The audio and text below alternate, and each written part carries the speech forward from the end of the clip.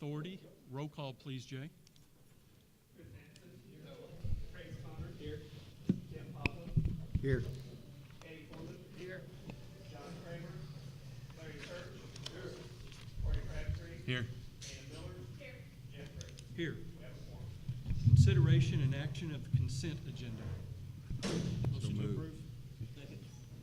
Roll call, please. Chris Hansen. Yes. Trace Connor. Yes. Tim Poplin. Yes. Eddie Foreman. Aye. Larry Church. Yes. Corey Crabtree. Yes. Yes.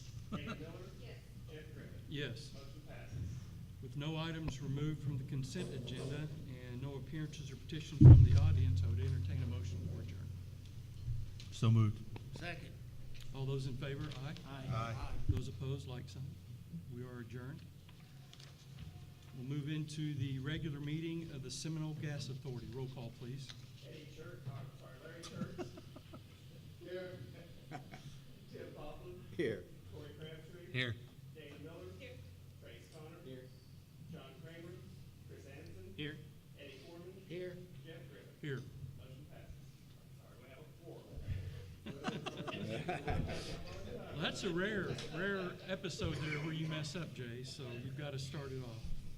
Consideration and action of consent agenda. Second. Roll call, please. Larry Church. Tim Poplin. Yes. Corey Crabtree. Yes. Dana Miller. Yes. Trace Connor. Yes. Chris Hansen. Yes. Eddie Foreman. Yes. Jeff Griffin. Yes. Motion passes. With no items removed from the consent agenda or any appearances or petitions from the audience, I would entertain a motion for adjournment. So moved. Second. All those in favor, aye. Aye. Those opposed, like sign. We'll now call to order the regular meeting of the Seminole Municipal Authority. Roll call, please. Corey Crabtree. Here. Eddie Foreman. Here. Tim Poplin. Here. Dana Miller. Here. Larry Church. Here. Chris Hansen. Here. John Kramer. Trace Connor. Here. Jeff Griffin. Here. We have a quorum. Consideration and action of consent agenda. Motion to approve. Second. Roll call, please. Corey Crabtree. Here. Eddie Foreman. Yes. Tim Poplin. Yes. Dana Miller. Yes. Larry Church. Yes. Chris Hansen. Yes. Trace Connor. Yes. Jeff Griffin. Yes. Motion passes. With no items removed from the consent agenda or appearances or petitions from the audience, we'll move on to approvals and acceptances. Resolutions, item 1, consideration and possible action to approve resolution number SMA 2022-01, a resolution to amend the fiscal year 2021-22 budget by appropriating and allocating additional budget funds of $164,410.54 to various water and sewer fund departments with shortfalls and the transfer of funds totaling $17,084.17 between departments in accordance with the budget amendment workshop. Jay, would you kind of share with everyone, I mean, we've had a chance to look at all that, but share with everyone in the audience and those listening what this actually is. Right. As you know, we have to have a balanced budget each year. But sometimes we go over that budget for various reasons. This year, due to material costs mainly, some overtime, issues with the tornado. So we can transfer funds between departments if there's a surplus, and if we don't have a surplus, then we have to appropriate additional funds. We did have additional funds this year that came in, so we were able to cover that, and that's what this does for the flat fiscal year. Any questions? Second. Roll call, please. Corey Crabtree. Yes. Eddie Foreman. Yes. Tim Poplin. Yes. Dana Miller. Yes. Larry Church. Yes. Chris Hansen. Yes. Trace Connor. Yes. Jeff Griffin. Yes. Motion passes. I would entertain a motion for adjournment. So moved. Second. All those in favor, aye. Aye. Those opposed, like sign. All right, we will move on to the regular meeting of the Seminole City Council. Roll call, please. Tim Poplin. Here. Corey Crabtree. Here. Larry Church. Here. Trace Connor. Here. Chris Hansen. Here. Eddie Foreman. Here. Dana Miller. Here. John Kramer. Jeff Griffin. Here, We have a quorum. please please stand for the Pledge of Allegiance? Salute the flag. I pledge allegiance to the flag of the United States of America and to the republic for which it stands, one nation, under God, indivisible, with liberty and justice for all. Before you do your prayer, please. Dear Heavenly Father, we thank you for today. We thank you for the ability to serve our great city. God, we ask that you would bless this meeting and bless our decisions and our discussions. In your name we pray. Amen. Thank you.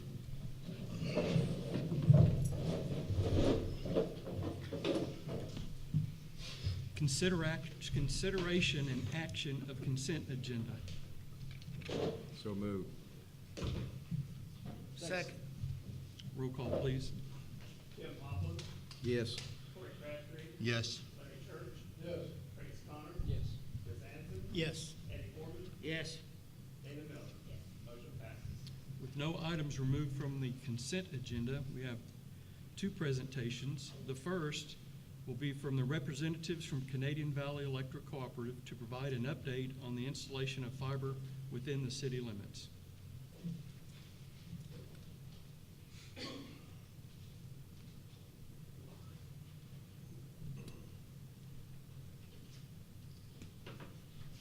Assuming this one's mine.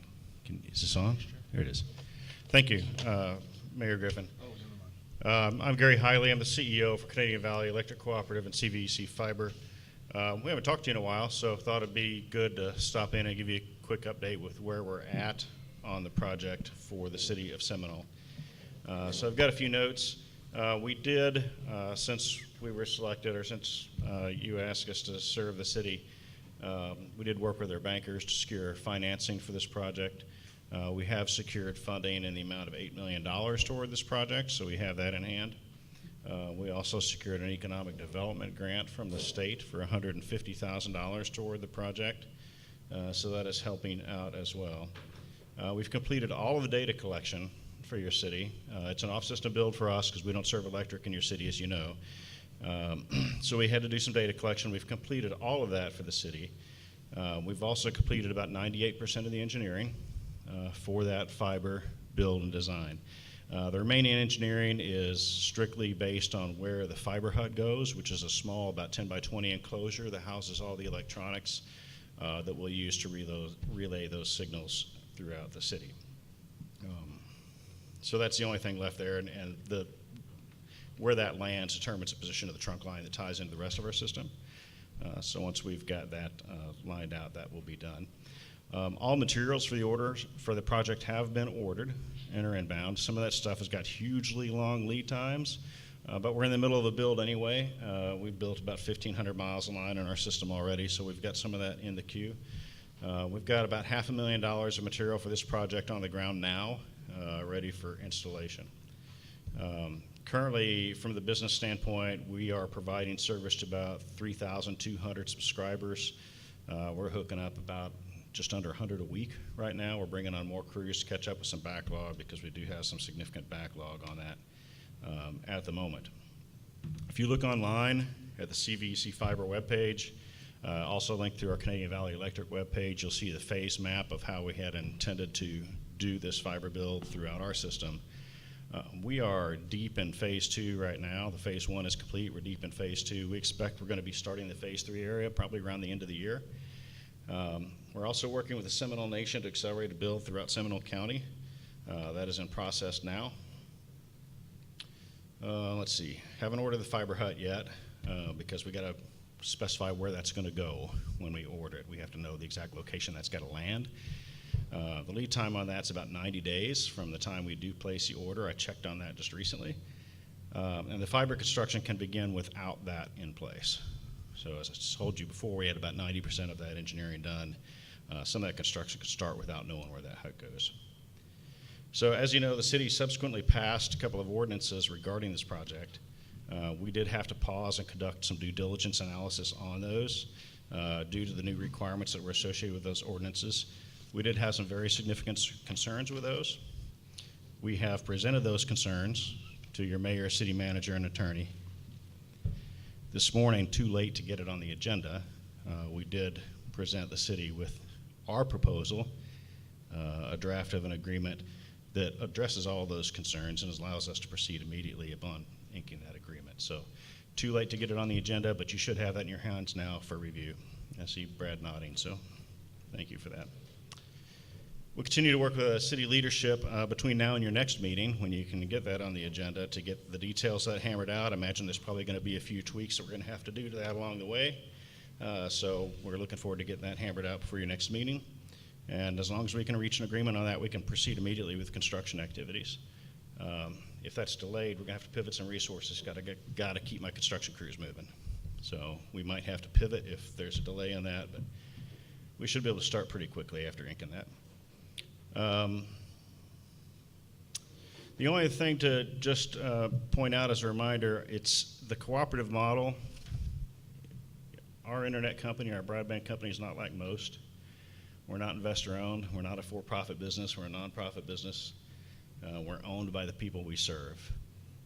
Because of that, we are the only business model that has a natural incentive to provide the best service economically possible for those members we serve. We're not there to maximize profits or that sort of thing. So we do have that going for us, and we believe strongly in that model. We are also local, just down the street, 7 or 8 miles, where we have technicians, trucks, all the equipment to maintain the utility and that underground structure that we plan on putting in here for Seminole.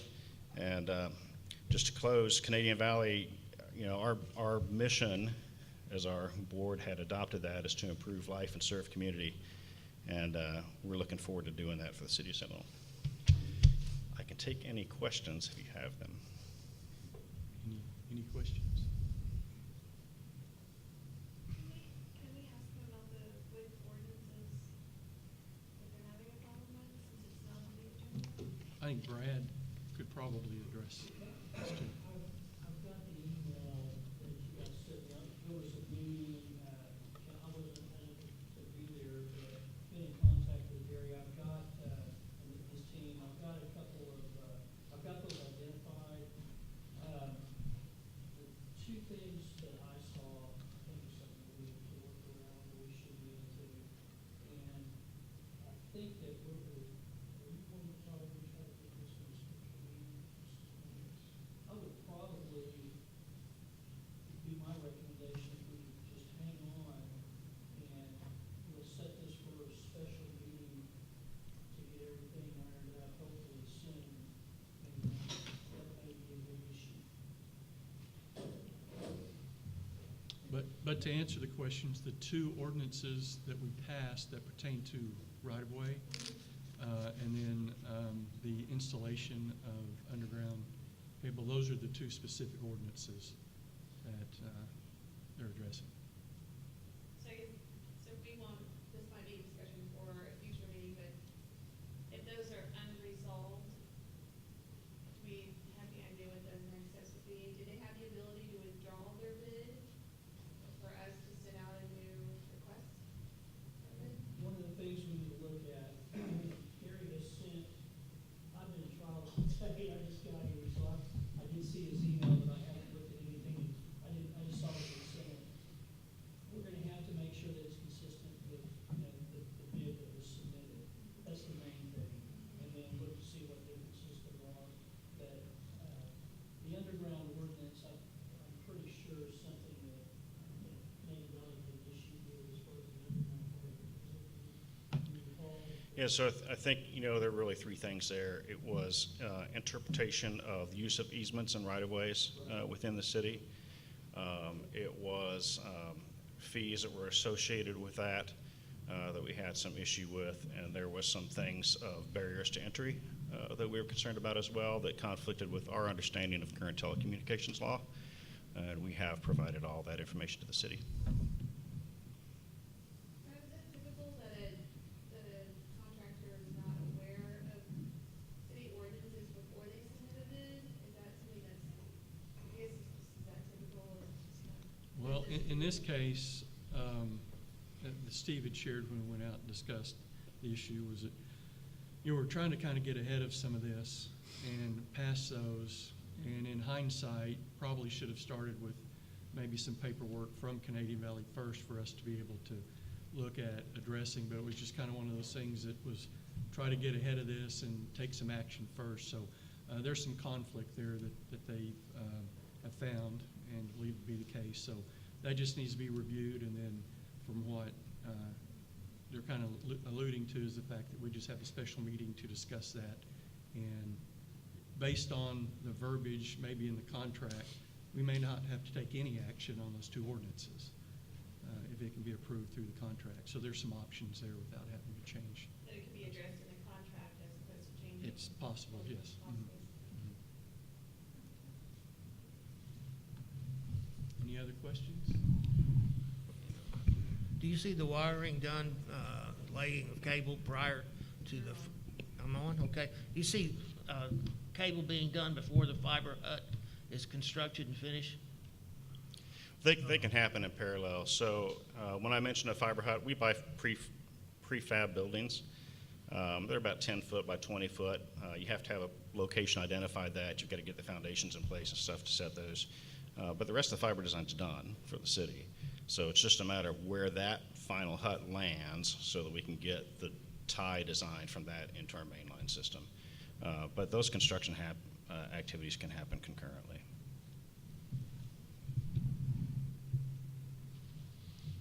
All right, thank you very much. Okay, thank you. We'll move forward with representatives from Enterprise Fleet to make a presentation regarding leasing city vehicles.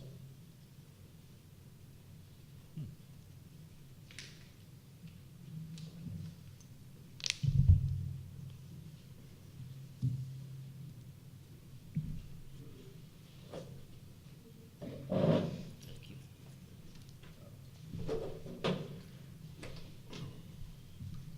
Thanks, sir.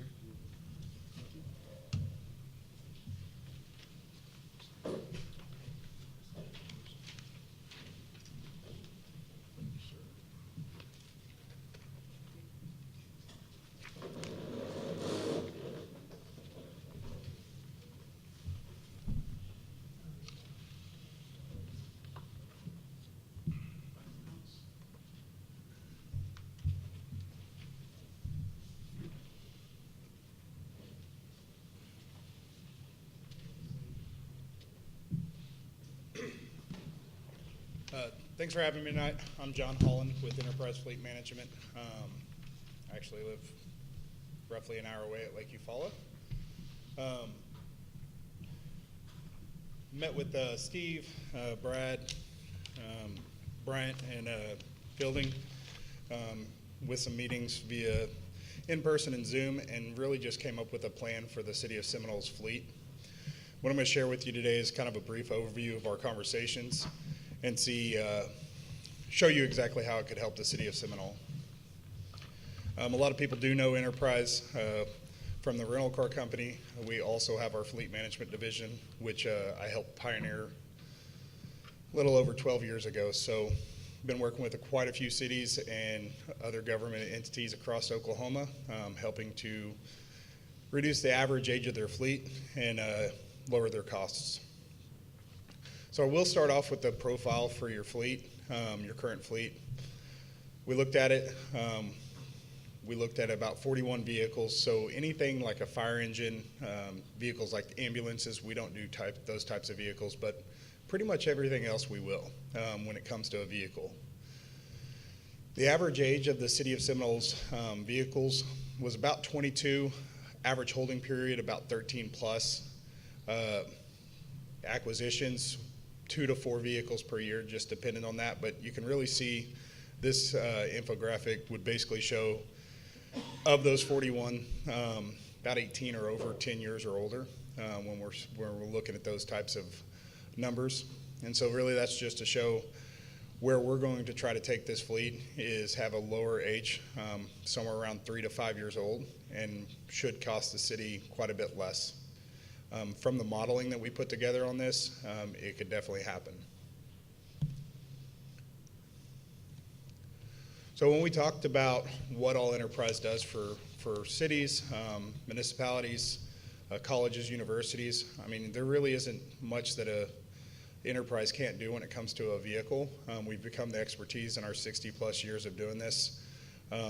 We're family owned, so we have the infrastructure and the the capital to back us to make sure that we're doing the right things. But acquisition's a huge part for most cities that I've partnered with.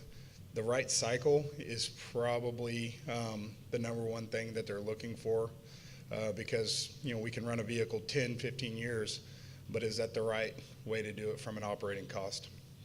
Maintenance, fuel, vehicle resale, and then any aftermarket that would go onto these vehicles throughout what the departments would need, we're able to accommodate those needs as well.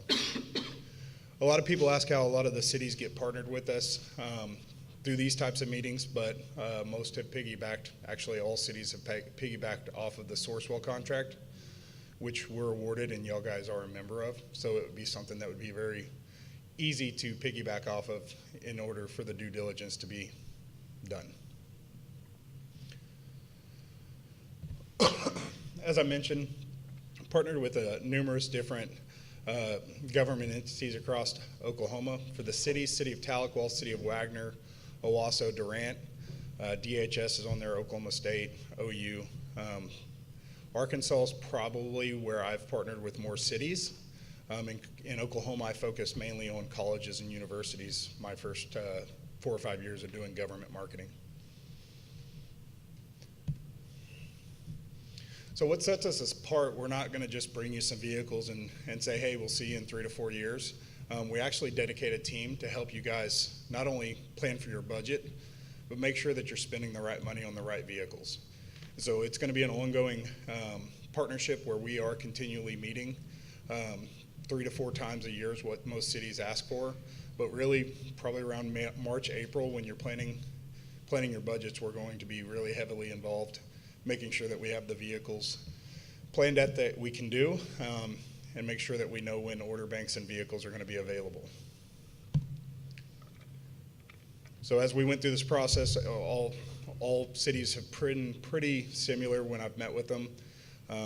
They buy a vehicle, run it 10, 15 years, and then it's worth $1,000, $2,000, $3,000.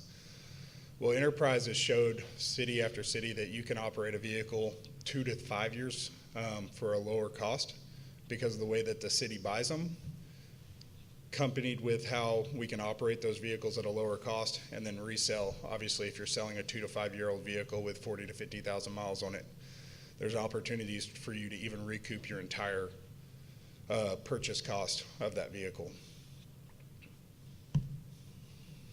Acquisition, we traditionally will try to order directly from the manufacturer. Per our Sourcewell contract, that gives you the lowest possible cost for that vehicle. It's invoiced less all incentives that we can negotiate from the manufacturers for government incentives. We do go out of stock, and we can utilize local dealers to do that, but I also will, anything I factor order would be drop shipped locally. Order timing is our biggest, what we see as our biggest hurdle right now. If anybody knows anything about vehicles, they're not coming as fast as we'd like them to be. And it's about 3 different reasons why. I won't get into the depths of it, but a lot of people need vehicles, so that need is definitely extending the production rate. When I chatted a little bit about the acquisition costs, this is a really good graphic to show you exactly what that would look like. You guys purchase a Chevy Crew Cab pickup at $38,000. Unfortunately, this vehicle opened and closed for order banks in 7 hours. It usually is open 9 months. But it's a good example. When I'm looking at this, on the GM's website, it's $46,000. We all know if we went to the dealership and bought that right now, it'd be a $52,000, $53,000 vehicle. Y'all guys were ordering this from the manufacturer around $38,000. If you ran it 10 years, say 15,000 miles a year, that vehicle would be worth $7,500 at the end of that time, meaning your capital outlay was about $3,000 per year. If you ran it 4 years, 60,000 miles on it, you could sell it conservatively $26,000. Meaning that you spend about the same to run it 10 versus 4. And this is just talking about the depreciation on a vehicle. If you ran it 2, this was just a plain drain truck with a toolbox on it, 30,000 miles on it, it should sell for roughly $33,000, $35,000. So you're going to spend about $2,500. And what some of our cities have been doing and it's giving them the opportunity to replace more with less budget, is they run it 1 year, and then they sell it for, if not the same, more than what they purchased it for. So not only are you getting that money back from leasing it, but you're also making your next vehicle even cheaper.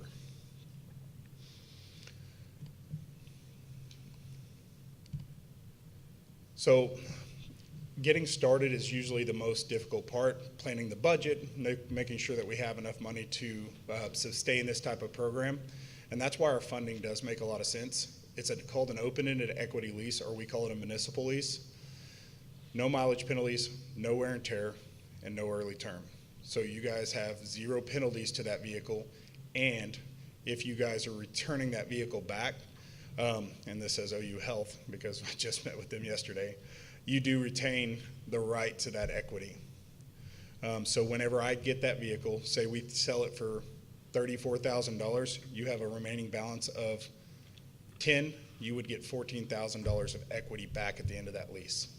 So if the vehicle's well taken care of, pretty good shape, that vehicle is going to sell really well, and Enterprise will be part of that process to ensure that it's selling for at its highest value. We discussed different maintenance options where we can help track and control those costs, but not only that, I can introduce a program that would tell you exactly what that vehicle should cost, and that would be all you paid for the entirety of that lease. This is beneficial because we use local shops here in Seminole. I believe we Seminole Ford, Seminole Automotive Group, and then the Quick Lube was all on there when we were looking at this. And then right outside this, obviously, there's some dealerships and stuff like that that we could probably utilize if we had to. As far as the vehicles that y'all currently own, we would want to put a program on it so we could start tracking all of your data, know exactly what you're spending, and make sure that you are spending the right money. One, negotiating those repairs with the shop, but two, more importantly, understanding what we're spending on these vehicles. Because what can get out of control is our operating cost on older vehicles.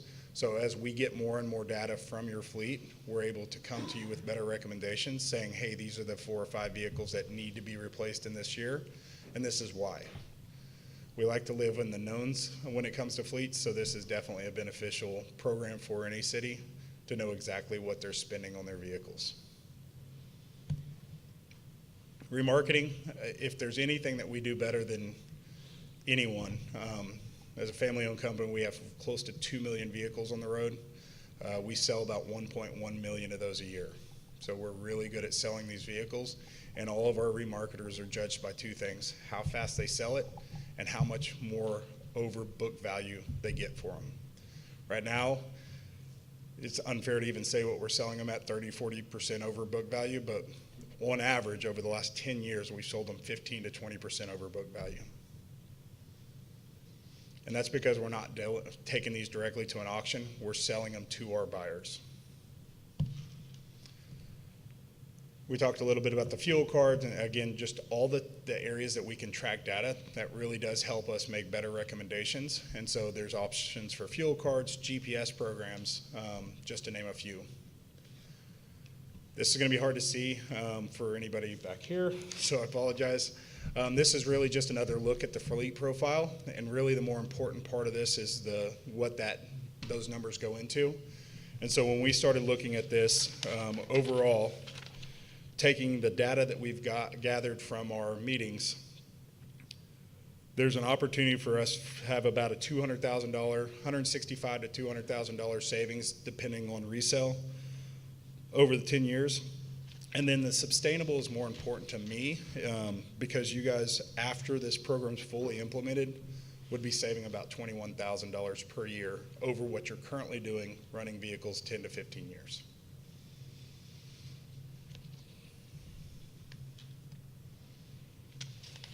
And at this point, I'll open it up to any questions that y'all guys may have. So I had a couple of questions. I may wait for the lights to come on so I can read. Old eyes, is that what you said? Oh. So you kind of addressed a little bit about utilizing local repair shops or dealerships. If we have a catastrophe, and one's going to be down for, it can be months if you're trying to get parts in. Is there any type of a loaner program or anything like that in case we were down? So I can typically, this never happens, it's cost effective to do it a different way, but we can build it in that you would have a rental replacement. It's more advantageous just to take my rate when you need it. And so instead of paying it on a monthly basis, I'd prefer to someone just say, hey, we're gonna need a truck to replace this truck. We have our rental division, which does sedans, stuff like that, but we also have a truck division that does flatbeds, stuff that we could possibly upfit if needed to be fit your needs. Okay. I saw in one of your slides, you talked about no abnormal wear penalty. Well, as Yep. we know, these are work trucks, and things happen that are pretty damaging to the vehicles. How does that affect the, obviously, are you going to resell it with the damage, fix the damage, charge the city back for that, take it out of what money might be made? How does that process work? So each vehicle that we go to resell, we would have a remarketing or a valuation of that vehicle prior to it. So we'd set a floor, then we see the vehicle and say, hey, this has $1,500 in repair. If we repair it, it actually nets you $2,000. We may want to repair that, but at the end of the day, it's up to you guys how that is.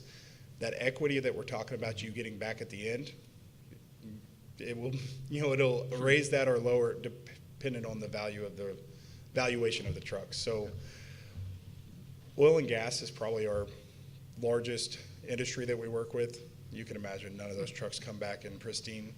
The benefit to you guys is that we're not having 10 and 11-year-old trucks where Jimmy's giving it to James and James is giving it to Steven, and it doesn't go down that line of drivers as much. So if we're replacing these every 2 to 5 years, you have people that have ownership in those vehicles. You have people who have pride in those vehicles. And so it seems to be a little bit better, but I can't say that a weed eater's not going to smack the side of that truck. That's why we do flatbeds sometimes. Okay. So Any other questions? Do you guys have someone internally that manages this program, or is this something we have to have from a city standpoint? Because keeping up with all this seems like it would be a little bit of a chore, to be honest, to keep up with who's got what truck, what damage, how much gas did you use versus the other person. Do you guys manage that internally, or is it us?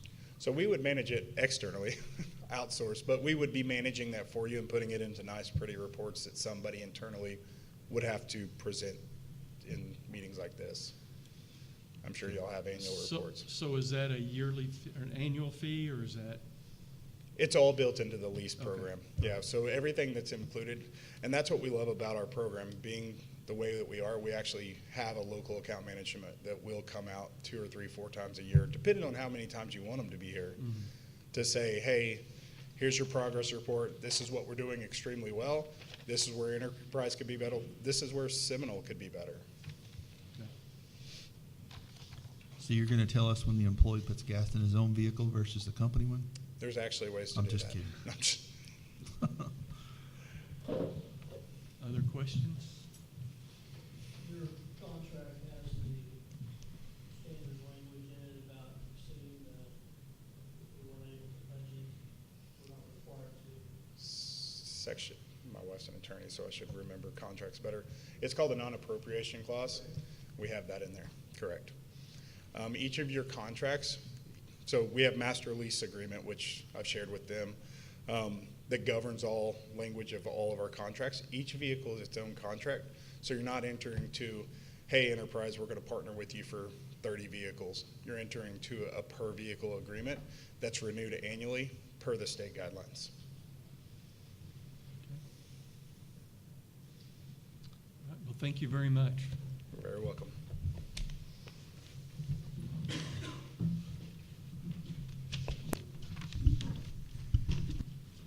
All right, we will move into appearances or petitions from the audience. We have Claudia Willis and Lisa Cobb. She brought baked goods tonight. It was very good. I didn't see any. There wasn't any.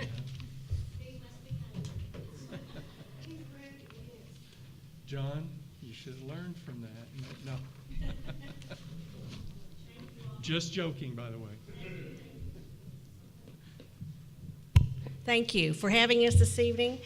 We just wanted to come to say thank you to the City of Seminole. We are here with Gateway to Prevention and Recovery, representing a federal grant that Claudia and I wrote and work on called Rural Communities Opioid Response Program, and it was written specifically for Seminole County. The City of Seminole is one of our consortium members, and the city has been a great support to us. We wanted to present each of you with a Narcan kit, which is opioid reversal kit, and also a medication storage box, container for safe storage of your medication, because one thing we know, part of prevention is to keep medications out of reach, lock it up, and keep it safe. We do want to remind you that September is National Recovery Month, and the theme for this year is Recovery is for everyone, every person, every family, and every community. And we realize that mental health and substance use disorders affects every community across the country, and no one's exception to that. It can impact anyone. So this is our way to remind you, be safe, and we want to encourage you that every first aid kit has at least one Narcan kit, and we also want to encourage our first responders to have those. We know that they do, we know they use them, but we want you to know that we can support those services and provide the Narcan to our law enforcement and our fire department if they use the nasal spray. We are able to make that purchase with our grant. The other consortium members that we have on this grant, along with the City of Seminole, is the Seminole Nation of Oklahoma, Seminole Public Schools, the City of Wewoka, Seminole County House of Hope, and Recovery in Christ. And our group is growing. We have a couple of new members that are going to be joining our group. We meet once a month, the second Tuesday of the month. And we do want to say this is our way of saying thank you and reminding you prevention is important, but so is recovery and so is treatment. So thank you very much. Oh, I forgot to tell you, you have a card with your Narcan kit, and it has a QR code on there. If you have a smartphone, use that. Go to that QR code, and you will be receiving training on how to administer Narcan appropriately. And that's just a safe thing to do, and there's also an instruction guide in the box. And you keep that with you on your person, in your car. Always have it with you, because you never know when you might come across someone who could potentially be passed out, and it could be overdose. The Narcan is not harmful to them. If you administer it, it's just like a simple nasal spray. It will not do any harm, but it's better to use it and try to save a life. So be the one before 911, because you always want to call 911 anytime you do have to use a Narcan kit. So thank you very much. Thank you. Thank you very much.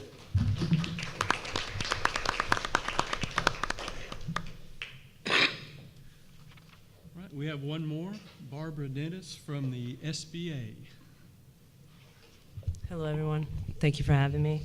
So I just want to let you know that we have extended the deadline for physical damage for the presidential declaration that was affected in May 2nd to May 8th, the tornadoes, flooding, and severe storms. So September 28th is the new deadline. As far as, so anybody who did suffer during that time can apply for these low-interest government loans. This is for homeowners, renters, nonprofits, which is including places of worship, and businesses of all sizes. So I suggest everybody to follow through the process for homeowners, because we've been having a little bit of a gap. They're not following the process, and when they do apply for register for FEMA, and then they basically get referred to us, and then if they do get rejected, they get referred back to FEMA. Without that, they cannot. If they do not apply with us, they cannot get that grant assistance if they are not qualified for our end. So for our low interest government loans, or for home loans, are up to $200,000 to repair or replace physical damage, and basically and up to $40,000 for personal property, anything that's inside the home, your primary car. So it has to be your primary residence. And for businesses, it's up to $2 million for basically physical damage, machinery, equipment, anything of that sort, and up to $2 million for its working capital, which is economic injury disaster loans. If they close during the timeline of May 2nd to May 8th, they can get that working capital loan for businesses. And this includes also for nonprofits. They can get up to $2 million for physical damage and up to $2 million for economic injury. So the economic injury disaster loans are a different deadline, which is March 29th of next year. For home loans, I just want to mention the interest rates. It is as low as 1.68%. For businesses, as low as 2.93, and for nonprofits, as low as 1.87. And they're up to 30 years, and it's for the uninsured and the underinsured losses. So we cover deductibles, no closing costs. So see what your options we have. The center's still available if they do need that one-on-one assistance. That's the reason why it was extended to accommodate everybody. Hopefully we can help out everybody who did suffer from that time. They can also apply for the disaster loan assistance at SBA.gov online, and they have a 1-800-659-2955 if they do have issues coming to the center. The center is at Seminole State College at the David L. Buren Library, room 105.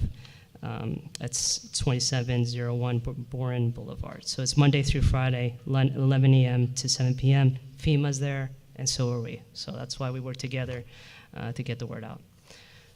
I don't know if you have any questions for me. No questions? Thank you very much. Thank you. And I wanted to let you know that I will be leaving. So if you do need me, I'm still working till the end of the, I will remotely working here. But yeah, so I just wanted to let you know. Thank you. Have a good. Thank you. We will move on to approvals and acceptances of bids.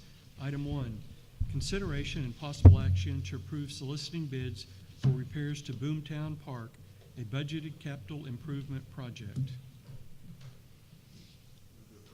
Second. Roll call, please. Tim Poplin. Yes. Corey Crabtree. Yes. Larry Church. Yes. Trace Connor. Yes. Chris Hansen. Yes. Eddie Foreman. Yes. Dana Miller. Yes. Motion passes. Item 2, consideration and possible action to approve soliciting bids for repairs to the Highland Tennis Courts, a budgeted capital improvement project. Second. Roll call, please. Tim Poplin. Yes. Corey Crabtree. Yes. Larry Church. Yes. Trace Connor. Yes. Chris Hansen. Yes.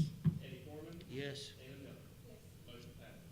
Item 3, consideration and possible action to approve the state bid price of $11,002.45 for a Montebert SD-28 hydraulic hammer from OCT Equipment for the Line Construction Department, a budgeted capital improvement project for fiscal year 2022-23. Move to approve. Second. Roll call, please. Tim Poplin. Yes. Corey Crabtree. Yes. Larry Church. Yes. Trace Connor. Yes. Chris Hansen. Yes. Eddie Foreman. Yes. Dana Miller. Yes. Motion passes. Item 4, consideration and possible action to approve the state bid price of $122,000 for a 2022 Case 4x4 backhoe from Heisel Brothers, Inc. for the Line Construction Department, a budgeted capital improvement project for fiscal year 2022-23.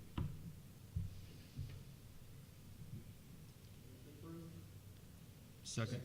Roll call, please. Tim Poplin. Yes. Corey Crabtree. Yes. Larry Church. Yes. Trace Connor. Yes. Chris Hansen. Yes. Item 5, consideration and possible action to approve resolution number 2022-10, a resolution to amend the fiscal year 2021-22 budget by appropriating and allocating additional budget funds of $149,995.62 to various general fund departments with shortfalls in accordance with the budget amendment worksheet. And again, this is for different accounts, but the same actions that we took earlier. Second. Roll call, please. Tim Poplin. Yes. Corey Crabtree. Yes. Larry Church. Yes. Trace Connor. Yes. Chris Hansen. Yes. Eddie Foreman. Yes. Dana Miller. Yes. Motion passes. Under current business, item 6, consideration and possible action to approve rezoning 2218 North Mid Phillips, the new location for Seminole Auto Sales, from C1 Neighborhood Commercial to C3 Commercial.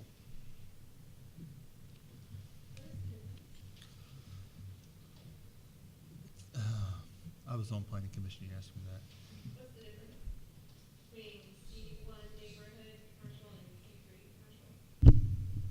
it's a step up. So this allows auto dealerships rather than like a neighborhood, little quick stop type venue that you would see. So it's a definite step up in terms of traffic. Certain zones only allow certain types of businesses in them. So if he's gonna move to that particular place, you gotta rezone it to that zone so he can be there, basically. Which is kind of odd because it was a restaurant, which has a lot of traffic. It is kind of funny that it's, But you can have a restaurant in C, oh, I know. I guess, right? Is that how that is? I can't Yep, remember, I know. Chairman, That's- though, I don't that's- remember. That's I kind of think odd. that's right. That's the old Western Sizzlin', Bosco Joe's, whatever. What other types of businesses can go in besides car dealerships? My city attorney is looking it up because you guys want specifics, so I don't have it memorized, but Brad is very quick with his laptop. So let me do a song and dance right here and We can just do buy a without that. minute. But as soon as he gets it pulled up, he's going to give us the lowdown. Did we have any Or feedback? Sharon does have all this memorized, so if Sharon, do you remember exactly what the difference is between C1? They're wanting to know what types of businesses are allowed. So C1 usually does neighborhood businesses such as a small doctor's office,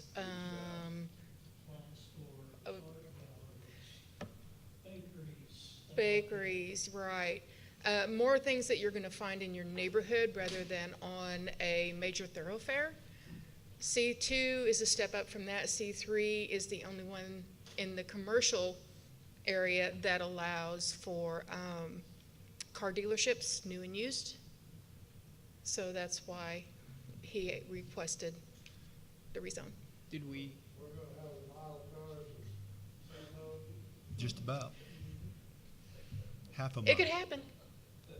did we have any feedback from any of the neighbors on this? Did we have any complaints? We had a little bit of a feedback from the neighbors. They were concerned with the C3 designation that there would be, there could be a dispensary there. But our ordinances right now would not allow a dispensary in that area. They're too close to a residential. Okay, well, I mean, the reason I asked for the other types of businesses is, would be a concern that if the person who owns the property now decides to sell it, if there's something that maybe that, you know, we wouldn't want backing up to houses just immediately behind it like that. So would we maybe want to consider putting, you know, we've done this in the past where if it's sold, it reverts back to its original zoning. And I'm wondering if maybe we should do something like that, especially if the neighbors were concerned. Well, we already have a C3 north Seminole Ford, of yeah. it. This is correct. I'm and, assuming that where they were located was C3 already. Of course, there's no houses right by the yes, current where they're business. located currently is C3. Chris, I know what you're talking about, but usually with zoning, we don't revert back if the property sells. That can be done on a non-conforming or conditional use, but usually on zoning, once it's rezoned, it's rezoned. Okay. Unless they come back and request to go back to C1. And this doesn't impact the, because it's where the old Bosco Joe's or the Western Sizzlin', whatever it used to be. Yes, ma'am. Okay, so it's very specific to that plot of land, not anywhere else. Because there's that, China, Mm-hmm. China City. China City. is right next to it. That doesn't impact them at all. No, ma'am, it does not impact them. However, if they were to request a rezone, they would fit in C3 as well. Okay. Move its approval. Second? Roll call, please. Tim Poplin, Yes. Corey Crabtree, Yes. Larry Church, Trace Connor, Chris Anderson, Yes. Eddie Foreman, Yes. Dana Miller. Motion passes. Item 7, consideration and possible action to approve the agreement for physician medical director with Heartland Medical Direction at a cost of $500 per month for medical director services. And I believe we have Fielding Lucas, our fire chief, to give us some details and Yes, field I thought any questions. I'd kind of run down it for you a little bit, what we're getting with this $500 a month.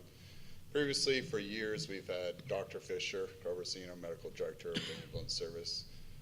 Dr. Fisher informed us last month that he's kind of ready to retire and do other things. We appreciate his service for many years. He's done wonderful things with the ambulance service here.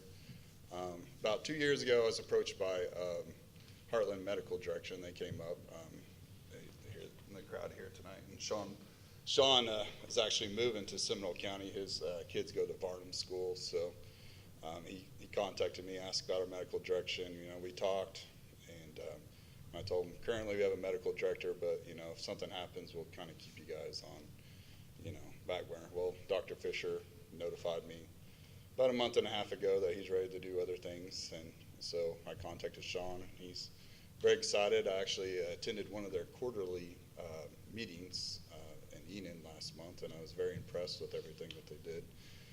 They go over basically new supplies, different protocols, what things we need to do here. They're throughout the whole state, from Lawton up to Enon to Guthrie to, you know, you name it. There's a whole list here. We have, it's probably, 60 agencies or so you guys got. One of the things I like the most about them is their training that they provide. I think they have the training out, the vehicle outside right now. So they purchased this, it's like an ambulance, a simulator. You go in there and it's actually like real time. And I think that is about a $150,000 piece of equipment that we don't have to rent, where it's free for us, or if the class fills up, it's at a discounted price, so it's helping us there. And the advanced EMT class is even more, it's up to about $3,000. And then I think you're eventually thinking about getting paramedic classes, is that right? Paramedic school's around $5,000 right now, so for one student. But what they do is they go over some of the high frequency, not very often calls. We actually had one this morning, a pediatric patient involved in a head-on collision, a car wreck, and we needed to innovate, but we didn't have the tools to. We didn't have the rapid sequence induction, which is we knock the patient down and stick a breathing tube down their throat. They're big on that. They're big on training you, making sure you're good and proficient before they sign you out on that stuff.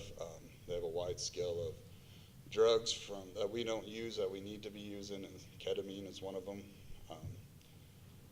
They also have a thing where they're in with different vendors right now. One of the big things right now in EMS is we're having a tough time getting medical supplies. Everything's in back order, just like you heard vehicles, everything's on. Certain drugs right now we need, dextrose for diabetics. When their blood sugar drops, giving them dextrose right now, we cannot get it. What they can do is they can go in and buy it in bulk and save us cost there. And they also are, same with narcotics, and we have to deal with the DEA every year, and it's a very stressful day in my life when the DEA agent comes and making sure we're doing everything. They take care of all that paperwork, along with the state EMS too. They take care of all that paperwork, so it's taken a lot off my plate and putting more on there. So in my opinion, that $500 a month is a steal. So I'll let them kind of explain their company for you, and if you guys have any questions for them. So. Affiliated with anybody. Dr. Warden is their doctor. They are with Guthrie Fire Department. Some of the other affiliations. Luther down the road. Yeah. Primarily west of I-35, and moving our way east. Blake Braden, Chief Operating Officer for Heartland Medical Direction. Dr. Warden apologizes for not being able to be here tonight, but we have about 60 fire departments, and then 6 tech centers that we work with, and then overall about 120 agencies. We also provide medical direction to law enforcement agencies to help provide medical for them as well. So there's a whole rambit of agencies that we do work with. I'd be more than happy to get you a full list if that's what you need. We come from Dr. Warden having a master's in education along with his doctor's license. He is from southwestern Oklahoma, a small town, and he believes in training and education. So we have 12 instructors that are wide varieties of specialties that are all licensed as paramedics, RNs, or flight paramedics to provide the new greatest science-based practices out there. We, like you said, have a few partners that we're able to work with to be able to get supplies when agencies aren't able to get those, and then we can get those at a lot lower cost when we do that group rate discount. So it really does help rural Oklahoma and struggling agencies to be able to use those funds in a better fashion. Any questions? Yes, it's a one-year contract. Is this the same amount that you're paying right now for Dr. Fisher? Dr. Fisher did it for free. That's why we're very grateful for his service. And that's almost unheard of in the United States. Okay, so you're going from a zero budget to 500, but you're saying for 500 you get medical director, you get use of a training vehicle, discount drugs, and what was it, EMT courses? Yes. At no cost, no additional cost, right? Right.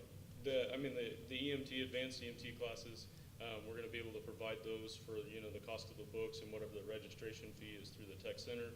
I want to say for like an EMT class, like you said, $1,800 to $3,500 is usually the going rate right now, and we're going to be able to provide that without the grant. We got the SAMHSA EMS grant this year to be able to build those classes, and then the classes are already built with the grant, so we're going to be able to provide those continuing on at about $650 with books included for the students and everything.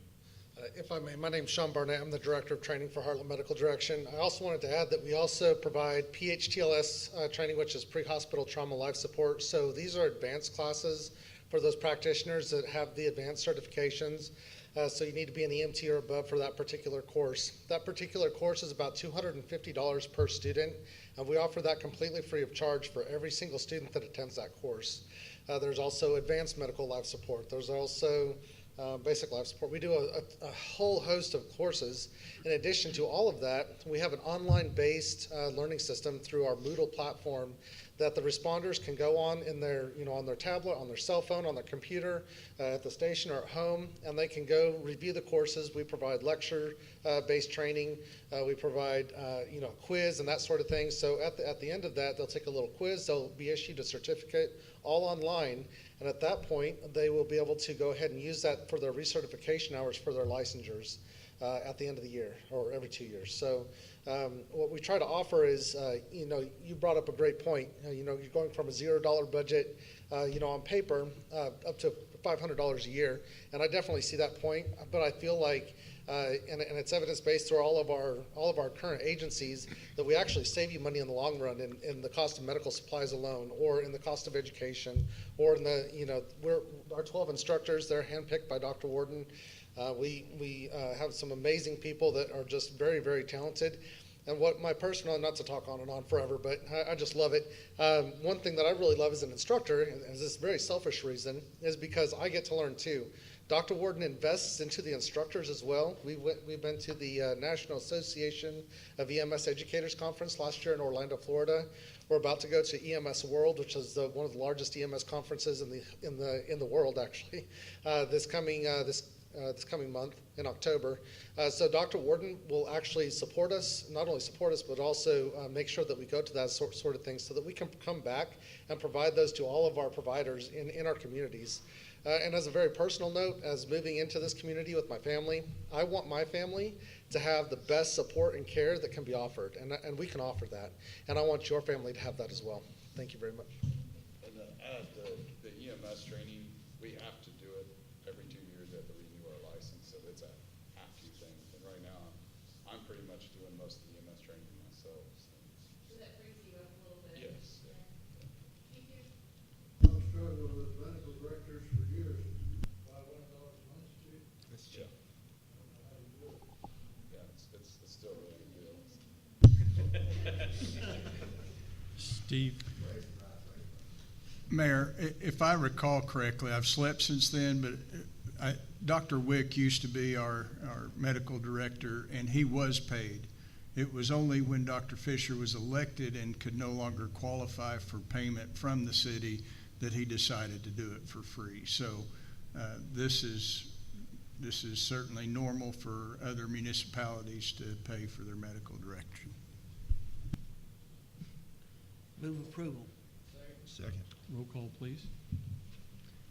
Thank you, gentlemen. Thank you. Tim Poplin. Yes, sir. Corey Crabtree. Yes. Larry Church. Yes. Trace Connor. Yes. Chris Anson. Yes. Eddie Foreman. Yes. Dana Miller. Yes. Motion passes. Item 8, consideration and possible action to approve hiring a forensics engineer at a cost not to exceed $10,000 to assist the city's third-party insurance adjusters, Brown O'Haver, with damage assessments from the May 2022 tornado. The cost of the engineering services is to be paid from insurance proceeds. They trust the crap out of someone caused the tornado. Well, the city is certainly not immune to the insurance battles, all right? So you guys were wise in allowing us to hire Brown O'Haver. They've been stellar, probably is an understatement, for the performance that they've been able to provide for us. We had full-time jobs before the tornado, so trying to learn a new manual of terms and acronyms and was just impossible. And Brown O'Haver has certainly been in our corner and actually fighting the fights for us. They've recommended that we go ahead and retain this forensic engineer and get him in the battle with them, and we certainly want to back them. So far, we've got tremendous response from all the adjusters, and even in our insurance company has been much more responsive because they understand that they're talking to experts. They're not talking to people that are picking up their policy for the first time and don't know what page 72 has to say. So it's been enlightening, to say the least, and I would recommend that we go ahead and follow their recommendation. But $10,000 is for how long? We settle all the stuff with current damages, or does it handle it? Great question. So I'm gonna tell you my understanding of it.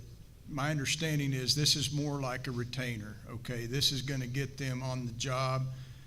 They are our agent at that point. They're going to go do assessments, and then when we hit a point that it's more than $10,000, they've billed us hourly for more than $10,000, then we'll come back to you and say, okay, now we need to go into phase 2. This is getting more complex, and it's going to take more time than just the $10,000. So I'm going to tell you, it's more, to put it in my layman's terms, it's more of a retainer to get them on the job.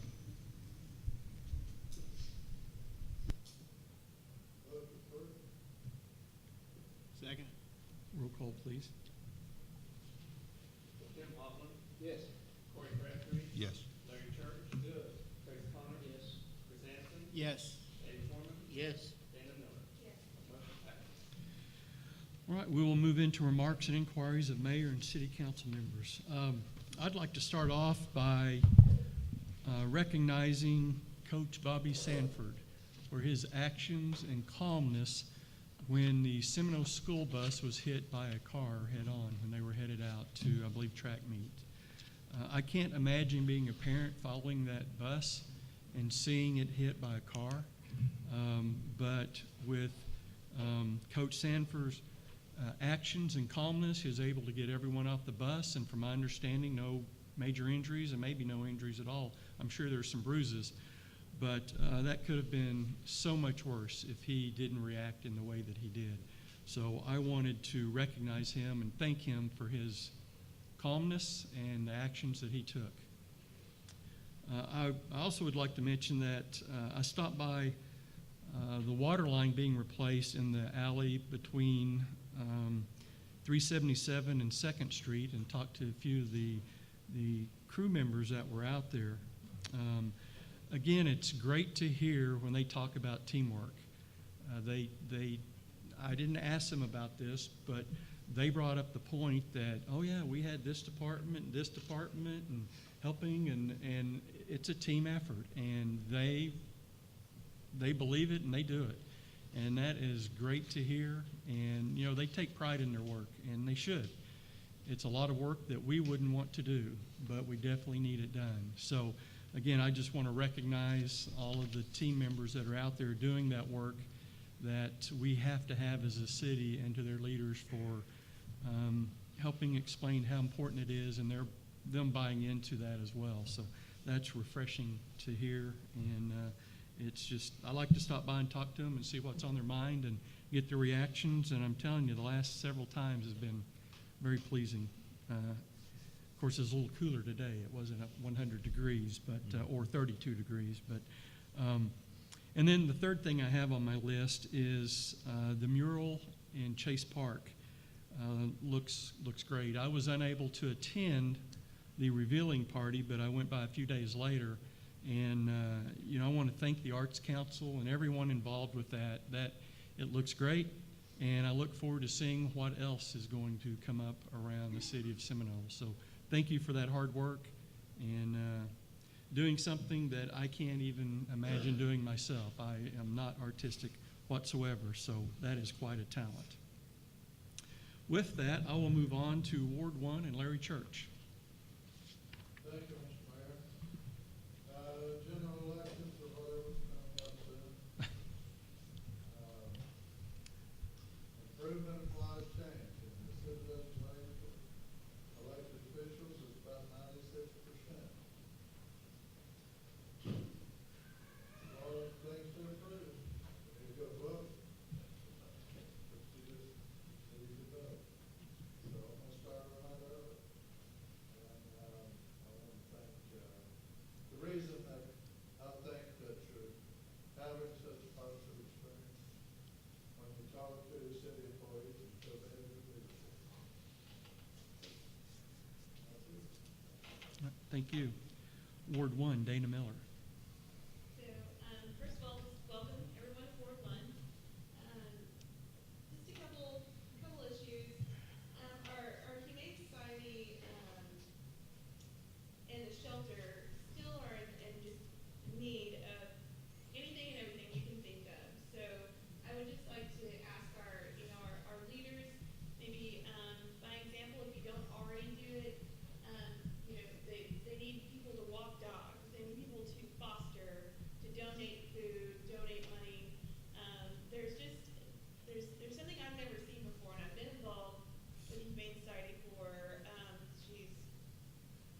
15 years now, and I've never seen an overpopulation of pets like there is right now.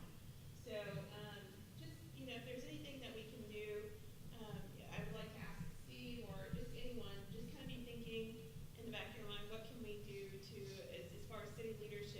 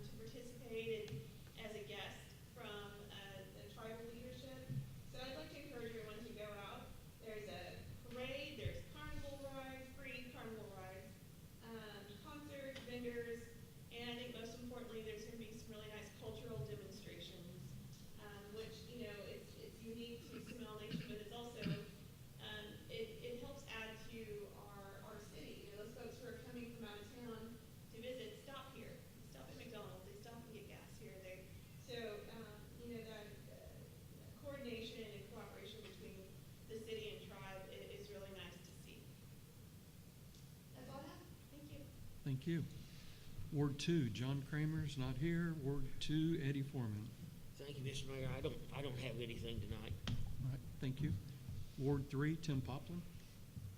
I just like to say the guys that were working down on the big dig, I call it, on Struthers and Bourne, I stopped 2 or 3 times and talked to those guys, and that guy that down at the older jail was in charge, man, he took that serious. I mean, this is something we're gonna fix it right, but, I mean, he was on top of it. I don't remember his name, I apologize for that, but everybody down there, they work hard, and you drive by there now, and it just looks like, I mean, like it's never been dug on. So, who owns that property? One quick question: is it privately owned, or is the city own it? So that actually spanned, if you're talking about down by Cazadores, it actually went, where are we talking about? Struthers. Oh, And Bourne. And Bourne, where the big okay, I'm sorry. That is actually owned by a bank. It has been repossessed and is now under FDIC. I believe it's FDIC. It's federal guidance that they have a minimum price of $75,000. They can't take a minute less than that. I'm assuming it may have gone through bankruptcy at some point. So it's actually the federal government of some form. Where the question was heading is, we didn't have to pay any damages. We had right-of-ways through there with what we did. Yes. Yep. Thank you. I have nothing further. Thank you. Ward 3, Corey Crabtree. I'm usually a man of many words, but I don't have anything tonight, so. All right, thank you. Ward 4, Chris Hansen. And Ward 4, Trace Connor. Thank you very much, everything you said. I just want to thank the water department for getting that done. That was fantastically done, so quick. It was quick. Well, I would say, because I talked to one of the guys on the crew, and that could be a potential of where we're having water infiltration. Is that true? That was one of the areas? Yes. Okay. So Yes. hopefully that's Yeah, gonna help. all of that. I need to get you a report. We'll get you a report because the amount of infiltration that we're seeing at the plant since we've started the program, it's just wow. I don't know how else to describe it. It's pretty phenomenal what we're seeing. Okay, thank you. With that, we'll move on to reports. Our city manager, Steve Saxon. Yeah, I'm just going to cabbage on to what you guys are saying, and I too am extremely proud of what they've done. I'm even more proud that they're finally getting their due. It seems like they're in the front page of the paper every other week, and that boosts them a lot. And you guys stopping by and telling them that they're a big deal, that matters. It just does. And then, of course, you guys have been taking care of them financially, and that even helps more. So I think morale is probably at an all-time high, and these guys are cooking with the work. I mean, it is just flying through what we need them to do, and it doesn't matter whether or not it was on a schedule. All right, so last March, we probably had 5 other things, but all of a sudden, we've got a leak in the middle of Milt Phillips in front of Cazadores. Oh, drop what you're doing, let's go fix that. There's no whining, moping, kicking dirt. It's like, okay, we got some new adventure. I mean, it's just, wow. How do you get that kind of attitude among your people? So I agree with you. It's about leadership, and all of our frontline supervisors and Bryant Baker and all the office team have really supported them, and I'm super proud of them. Nothing. Okay. We've been working with VOAD with our tornado relief. VOAD is a volunteer organization active in disasters. So the SBA is part of that, certainly FEMA, Catholic Charities, Red Cross, I mean, all the big people that you're familiar with. We've been setting strategies and trying to get the people that need help the most out of it that we can. We had a good meeting. I think to a degree there is some, I'm going to call it cultural differences, and I think we've kind of set them straight with what we feel like is important. So, and what I mean by that, Barbara Nidus, she's great. Obviously, she's working at 7 p.m. at night, and I mean, she's wonderful.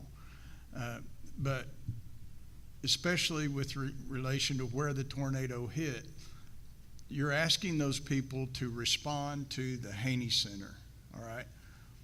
When they go into buildings like that, they're not comfortable in the first place. And you set them in an SBA table because FEMA's not there yet.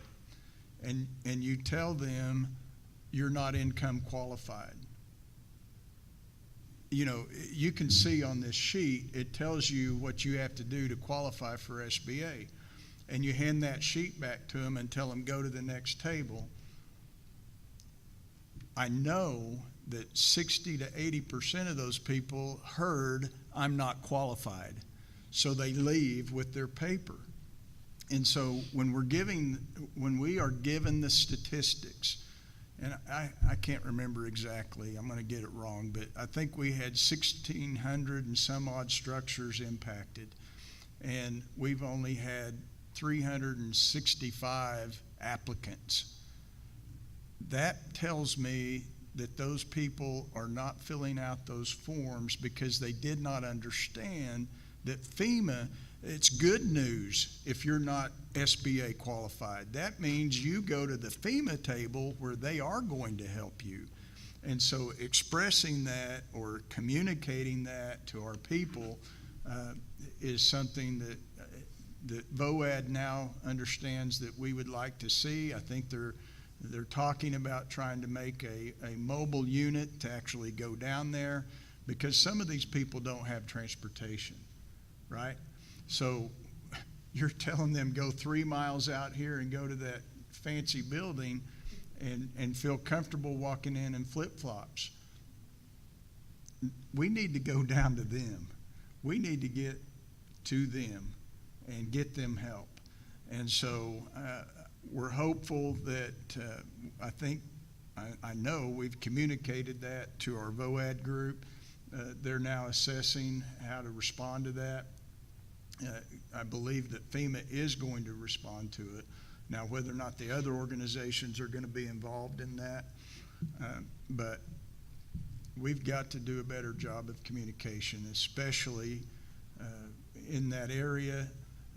My comment to them was that, you know, you can't rely on a newspaper ad or a radio ad because some of these people are getting their news from Richard's Quick Stop, okay?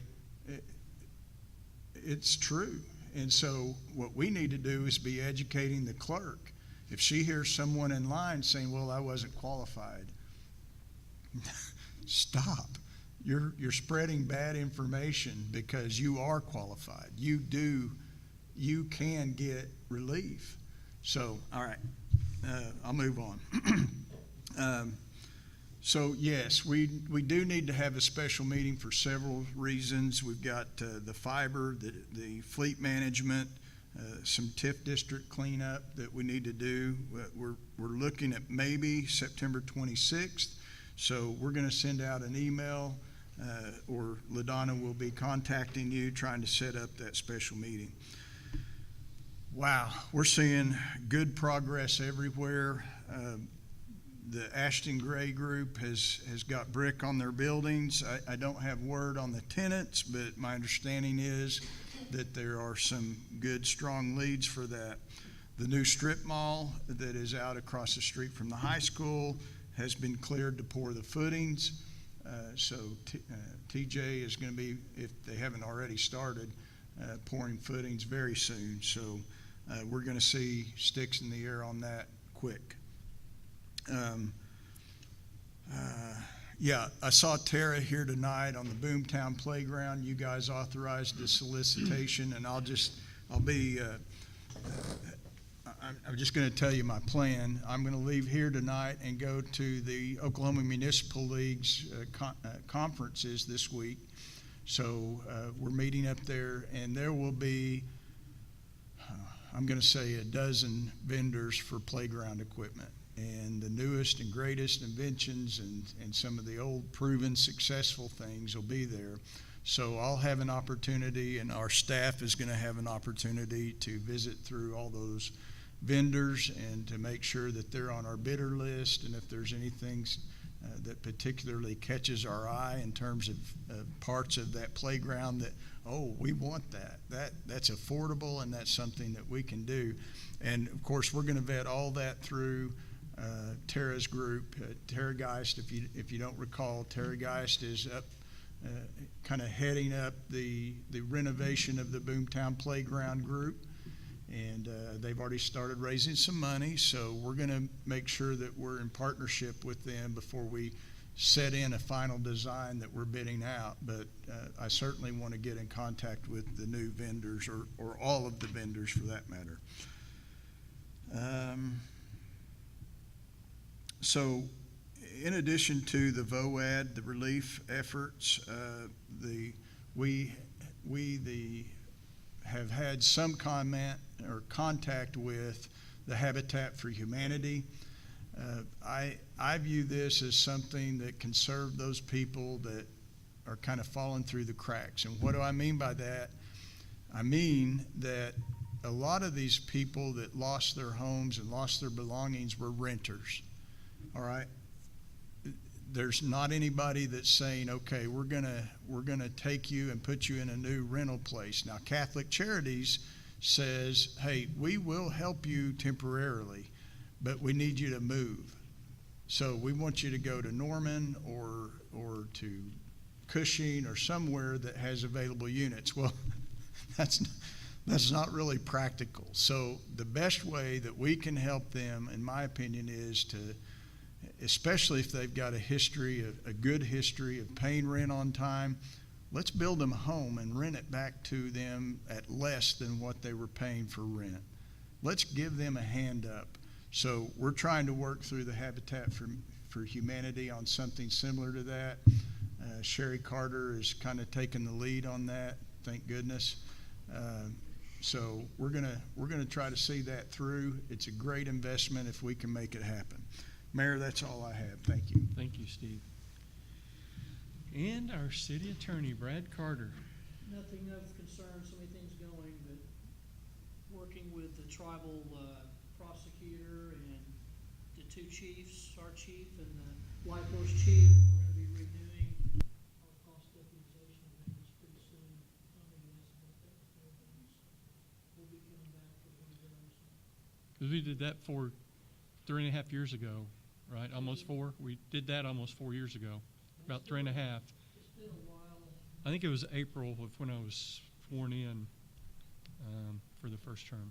We entered the BIA agreement. We've also got our hands on some of the Cherokee and consolidation agreements that they have. It's pretty good templates. But to be honest with you, the BIA agreement remains the same. Looks like all the tribes have that. So we're going to have to fine tune all our tribal agreements to that our city agreements.